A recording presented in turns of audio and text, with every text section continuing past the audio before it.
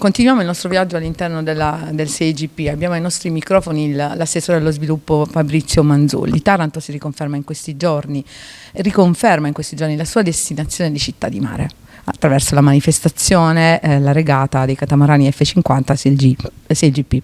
Beh, è una vocazione che questa città ha sempre avuto, insomma, sin dalle sue origini è una città che ha il mare come elemento principale di sviluppo del proprio territorio. Quello di cui aveva bisogno la città è ridestare l'interesse verso il mare, e questo stiamo cercando di farlo attraverso una grande visibilità internazionale, che eventi di grande portata, quindi un grande evento come SailGP che viene trasmesso, insomma, in tutto il mondo, che ti inserisce in una rete internazionale, garantisce al nostro territorio da un punto di vista sia mediatico ma anche da un punto di vista delle ricadute economiche, e lo possiamo già vedere in questi giorni. Già soltanto gli oltre 700 persone tra gli ospiti del main sponsor e l'organizzazione che girano per la città, le squadre internazionali che vedono finalmente una Taranto con un vestito diverso, una Taranto che non è più solo città industriale. E poi quest'anno in particolar modo c'è un coinvolgimento molto trasversale di tanti operatori del territorio, quelli della ristorazione ma anche con la Confcommercio. So che l'organizzazione di SailGP ha avuto un confronto anche per animare in questo weekend il nostro territorio, quindi da questo punto di vista devo dire che siamo molto soddisfatti.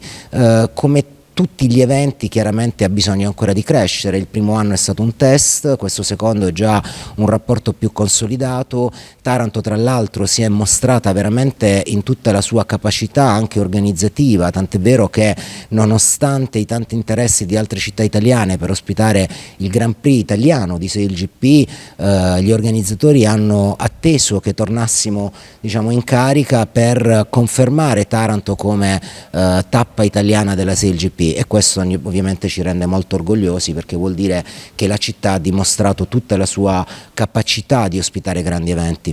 Beh, essendo l'unica tappa anche italiana, vogliamo anche dire un'altra cosa, immaginiamo di fantasia, ma sicuramente di visione programmatica, come immagina il 6GP il prossimo? Quella del 2020. Quella del 2020.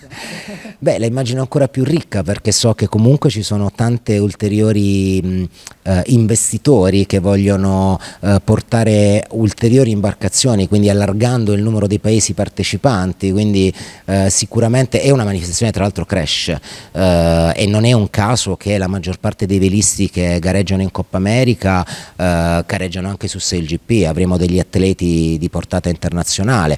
E poi voglio aggiungere che proprio in questa occasione abbiamo ridefinito gli accordi con la Business Tourism Management in quei giorni, perché era molto interessante dal mio punto di vista mostrare ai tour operator e ai giornalisti internazionali presenti alla BTM Taranto nella sua veste migliore, quella appunto di capitale di mare, ospitando una manifestazione internazionale di questa caratura.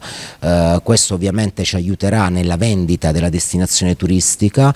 I tour operator selezionati sono tour operator importanti che muovono grandi numeri su un target anche un po' più specifico rispetto al turismo di massa. Taranto anche da questo punto di vista sta avendo una crescita, deve andare in parallelo anche con il miglioramento dei servizi sui quali si sta lavorando anche rispetto a pulizia, controllo del territorio.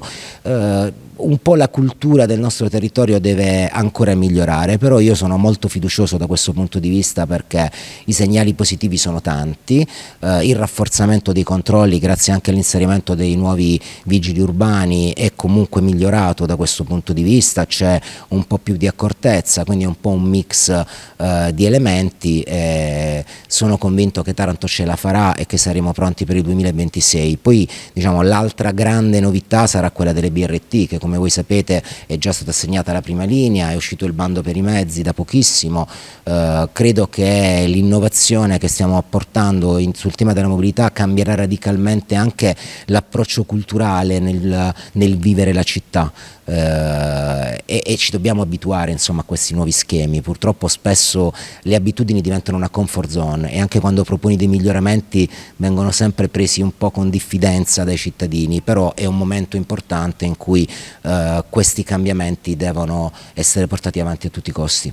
Ma Taranto è fucina anche di cambiamento per quanto riguarda le gare, no? La stessa competizione porta sull'acqua, a volare sull'acqua delle imbarcazioni che sono altamente innovative. e quindi siamo comunque una fucina di esperimenti. Abbiamo scelto questo tipo di evento proprio per questo motivo, perché comunque anche simbolicamente è un evento a impatto zero, è un evento che porta una serie di benefici. Basta citare anche le attività collaterali prodotte dagli sponsor di SailGP. Abbiamo inaugurato, abbiamo posato proprio qualche giorno fa quelle che abbiamo definito le culle dei cavallucci marini, quindi a tutela dell'ecosistema. Sono state già sperimentate, adesso procederemo con la sperimentazione. Sono dei segnali importanti che la città vuole dare anche a livello mediatico, non soltanto produttivo.